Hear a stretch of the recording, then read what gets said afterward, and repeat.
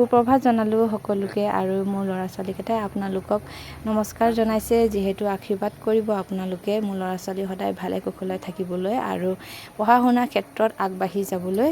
আৰু এতিয়া ভাতকেইটা খাবলৈ দিছোঁ, যিহেতু সিহঁত স্কুল যাব আৰু খুব আজি বাবুটোৰ মনটো ভাল। তো মই ভাত সদায় খুৱাই পঠাওঁ, অলপ হ'লেও ভাতৰ নিচিনা নহয়, বেলেগ বস্তু খালে যিহেতু পেটত নাথাকে আৰু স্কুল 1-2 বাজিত যিহেতু ছুটি হয়, সেইকাৰণে মই ভাত এমুঠি হ'লেও খুৱাই পঠাওঁ আৰু দেহাটো ল'ৰা ছোৱালীৰ ভাল হৈ থাকে। বেলেগ বস্তুতকৈ ভাতটো খুৱাই পঠালে নিশ্চিন্ত হৈ থাকে দিনটোৰ কাৰণে আৰু ল'ৰা ছোৱালীৰ কাৰণে বহুত ভাল ভাতটোৱে। খুৱাই বোৱাই লৈ এইফালে ল'ৰা ছোৱালীকেইটাক স্কুললৈ ৰেডি কৰি দিলোঁ আৰু এইফালে চাওকচোন বাবুটোক পিঠিত আজি বেগ ওলোমাই দিছোঁ, যিহেতু সদায় নিনিয়ে, বায়েকে লৈ যায়। কিতাপ অকণমান বেছি থকাৰ কাৰণে মই বেগটো তাক নিবলৈ নিদিওঁ আৰু সদায় দিনে বায়েকে লৈ যায়। কিন্তু আজি কি হৈছে বাবুৰ মনটো, সি আজি নিবলৈ বিচাৰিছে, সেইকাৰণে মই আজি তাক ওলোমাই দিলোঁ বেগটো।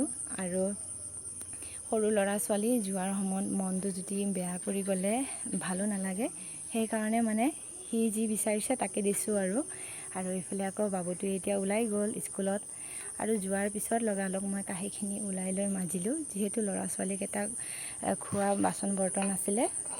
এইখিনি চাফা কৰি আৰু দুপৰীয়াৰ কাৰণে ৰান্ধিব লাগিব, বাঢ়িব লাগিব, সেইকাৰণে এতিয়াই মই সোনকালে চাফা কৰি লৈছোঁ কাঁহী বাচনখিনি।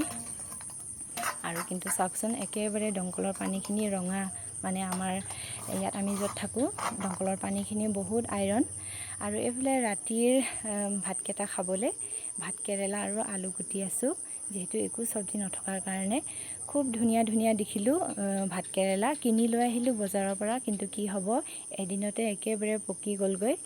যিহেতু কচু ঢেকীয়া খাওঁ, কচু ঢেকীয়াই ভাল বুলি ভাবোঁ, বজাৰত কিনি খোৱা শাক চব্জিবোৰ মানে একো ভাল নহয়, এদিনতে ৰঙা পৰি যায় আৰু এদিনতে পচি যায়, সাৰ দিয়া বস্তু যিহেতু। সেইকাৰণে নিজে বাৰীত ৰুই কৰি খোৱা শাক চব্জিৰ নিচিনা আৰু সোৱাদ নাই বুলিয়ে ভাবোঁ মই।